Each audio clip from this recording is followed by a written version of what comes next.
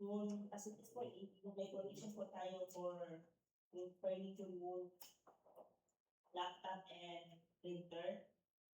Then yung ano sa service vendor natin is operation lang po and maintenance lang po ang ano natin yung usually diesel and equipment. So yung ano low cost lang po yung ano natin facilities po yung yun. Then, ang location niya po papuntang yung ang regional office ng police papapunta. 25 and so. Yes, sir. At the same time,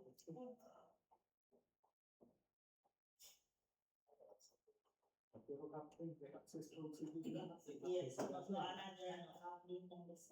pasada dila.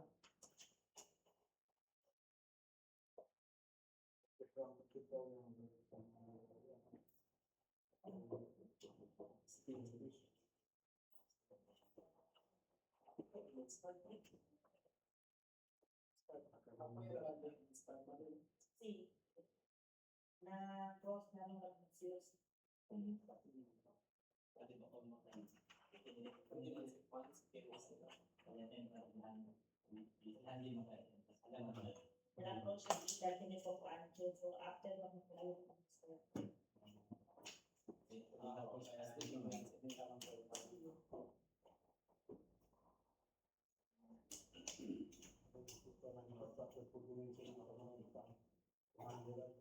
Kasi kung ano, isinaw kita sa mga coordinator prior to start. So, contractor, stay, contractor. Then sa ibang kami no ati.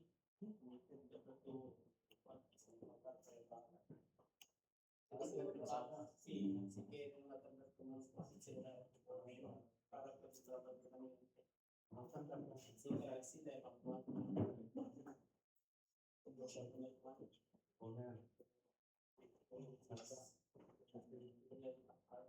Baka sila mag-agree na dito sila PNP and barangay. Nagkakayaran pa ito. Mag-agree sila naman, di ba? Si Tennessee, kanina Herrera, Tennessee.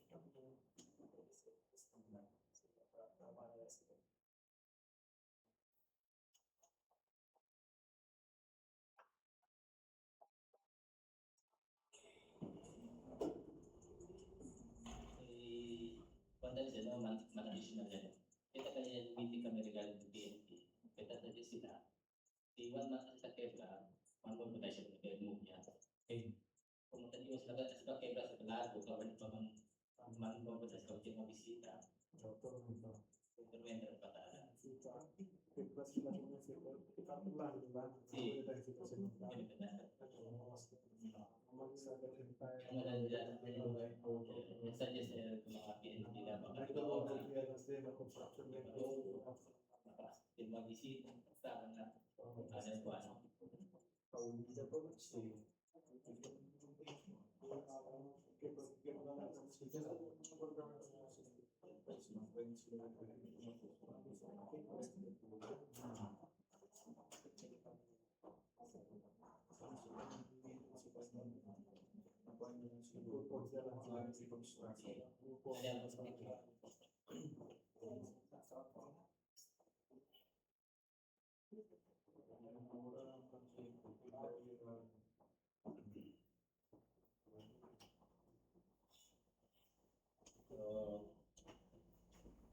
kaya that's all for the project.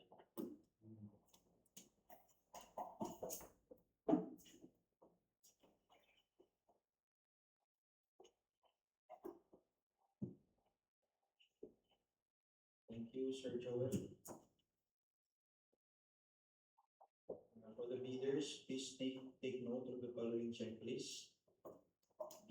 For the technical envelope, the PHF certificate of registration, TCAB license, statement of all ongoing and completed private or government contracts within 10 years, bid security valid for 120 days from opening of bid security.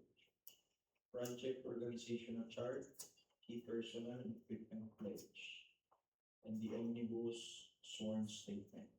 For the financial envelope, the bid form, the BOQ, bill of quantities, and the detailed estimate, including summary sheet and monthly cash flow. The bidding follows a pass or fail criterion. Any missing document in the checklist is grounds for automatic rejection. Mr. Chair. Okay, we now open the floor for question. Contractor, do you have any question?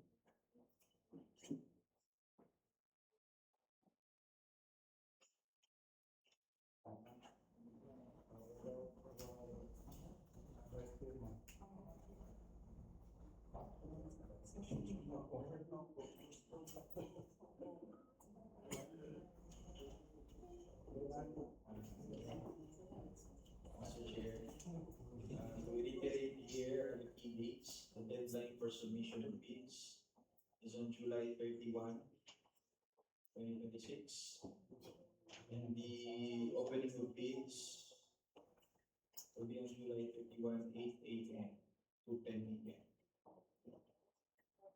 Opening of bids. The opening of bids is at 10, the deadline for submission is July 31, 8 to 10. Thank you. Okay, so there are no matters to discuss. Let this printing conference adjourned.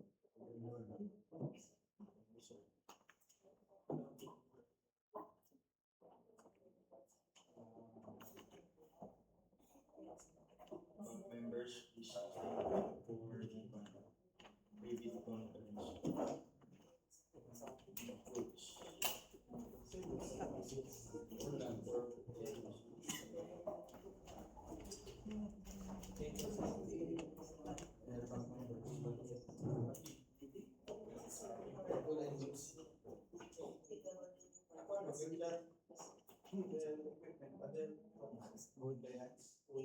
Maintenance.